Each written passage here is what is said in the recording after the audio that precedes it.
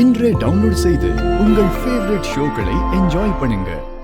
இவர மாதிரி எல்லாம் ராத்திரி பகல் பார்க்காம ஊர் நலனை பத்தியே யோசிச்சுட்டு இருக்கிறது என்னால முடியுமான்னு எனக்கு சத்தியமா தெரியல.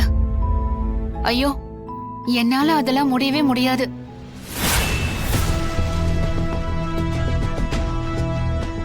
மாயாவை நிக்க சொல்லலான்னு பார்த்தா அவ பரதநாட்டிய ஸ்கூல் ஆரம்பிச்சிருக்கா. அதோட புருஷன் சீனுவோட ஜவுளி கடையிலயும் முத்தாசையா இருக்கா.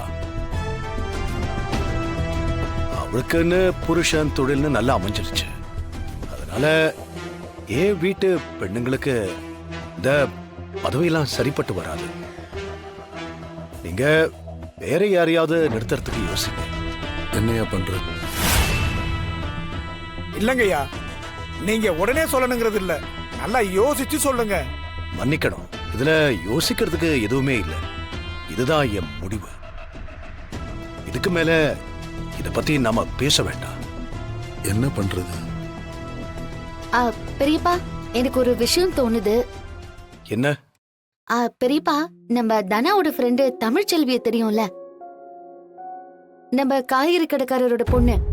ஆமா, அவ சோஷியல் சயின்ஸ் தான் பெரியப்பா படிச்சிருக்கா. அதுவும் இல்லாம அவ நல்ல மேடை பேச்செல்லாம் பேசுவா. நிறைய பேச்சு போட்டியில எல்லாம் கலந்துகிட்டு முதல் பரிசெல்லாம் வாங்கியிருக்கா.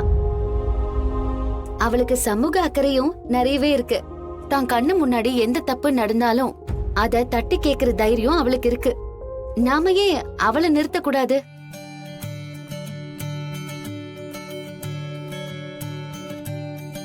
ஆமாங்க, அந்த பொண்ணு ரொம்ப துணிச்சலான பொண்ணுங்க.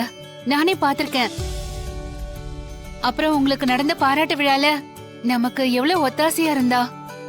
அப்படின்னா அந்த பொண்ணுக்கு விருப்பம் இருக்கான்னு கேட்டுட்டு நாளைக்கு ஆபீஸ்க்கு கூட்டிட்டு வா, நம்ம பேசலாம். சரிங்க பெரியப்பா. அப்புறம் என்ன, அந்த பொண்ணுகிட்ட பேசிட்டு அதுக்கப்புறம் ஒரு நல்ல முடிவா நம்ம எடுக்கலாம்.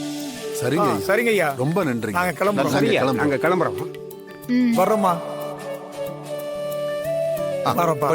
வரங்க.